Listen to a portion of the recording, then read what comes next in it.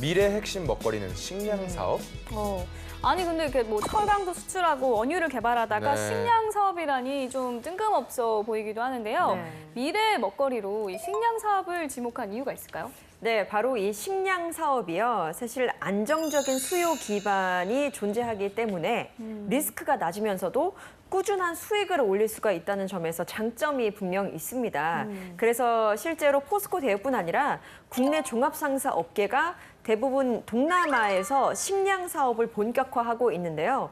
과거에 중개무역에서 그치는 게 아니라 이제 최근에는 현지 농장을 인수해서 직접 생산, 가공, 유통까지 책임지면서 부가가치를 높이고 있습니다. 네, 하긴 또 식량 사업은 앞으로 시대가 어떻게 바뀌어도 없어지지 않을 분야이긴 하겠네요. 네. 자, 그럼 포스코 대우는 식량 사업을 위해서 어떤 준비를 하고 있는지 우리 권평론가님께서 자세한 설명 부탁드립니다. 네, 실제 요거는 보면요 이렇게 보면 돼요. 그러니까 포스코 대우가 연초에 기업 설명을 했습니다. 그러니까 기관 투자자 대상으로 기업 설명이나 투자 설명을 열었는데 이 당시 이제 김영상 그 포스코 대우 사장이 2030년까지 영업이익을 1조 원으로 높이겠다라고 얘기를 했습니다. 무슨 얘기냐면 그럼 전략이 필요하잖아요. 네. 그렇게 되려면. 이게 전략을 몇 가지가 가지고 왔는데 중기 전략으로 해서 3가지를 가지고 왔습니다.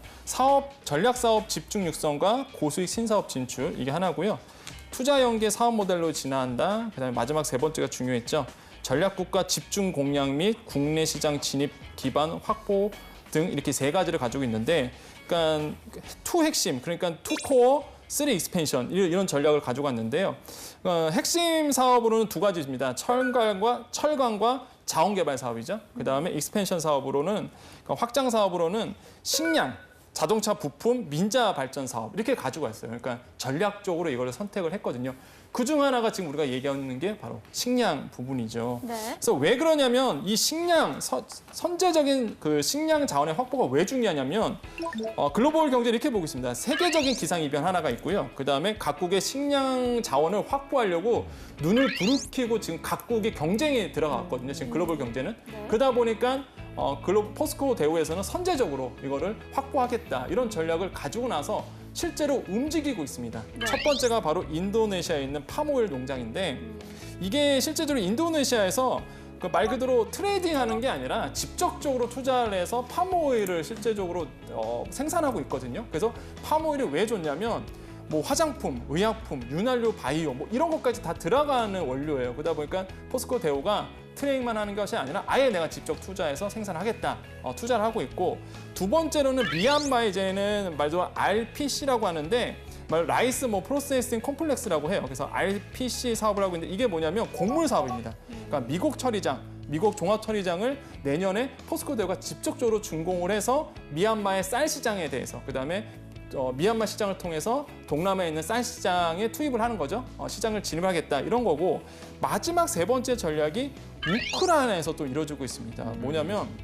이제 서플라이 체인 개발을 추진하고 있는데 곡물 수출 터미널을 우크라이나에서 만들어서 실제적으로 이제는 우크라이나가 실제로 그 유럽으로 갈 수 있는 어떤 통관이거든요. 그래서 우크라이나를 통해서 그쪽 지역에 있는 그 말 그대로 유럽 쪽에 진출하겠다 이런 전략을 중단기 전략을 가지고 있죠. 그래서 이런 부분이 바로 우리가 얘기하는 식량 사업도 이 부분에 하나가 포함된다고 말씀드릴 수가 있습니다. 네, 포스코 대우가 식량 사업을 위해서 굉장히 끊임없는 노력을 제대로 된 준비를 하고 있는 것 같습니다. 네. 이것만 봐도 이 포스코 대우의 사업 포트폴리오가 정말 다양한 것 같아요. 미래를 위해 또 준비하는 사업이 있나요? 또 있더라고요. 저는 그래요? 되게 재밌게 본 게 네. 그 미얀마는 포스코 대우의 전략적인 국가 맞아요. 그러다 보니까 미얀마에 굉장한 투자를 하고 있는데 호텔 롯데와 이제 연계를 해서 호텔 사업도 하고 있습니다. 미얀마에서. 그래서 미얀마 호텔 개발 사업을 실제적으로 양곤시에서 이제는 5성급 호텔 그것도 개장을 완료했고요. 이걸 예. 운영하고 있는데 이게 어떤 전략이냐면 바로 그 마이스 산업이죠. 뭐 기업 회의 포상관광, 컨벤션, 그다음에 전시박람회, 이벤트 이게 우리나라도 지금 이 마이스 산업의 화제인데 이 마이스 산업을 미얀마에서 실제적으로 진두지휘하고 있는 게 바로 포스코 대우와 호텔 롯데입니다. 그래서 이게 컨소시엄을 묶어서 실제 지금 호텔 영업도 하고 있다는 부분. 또 한 가지가 재밌는 게 이게 위탁 사업이에요, 사실. 그래서 70년 동안 말 그대로 운영을 하고요. 70년 후에는 미얀마 군정부에다가 이제 다시 양도를 하게끔 이런 계약을 맺은 사업입니다.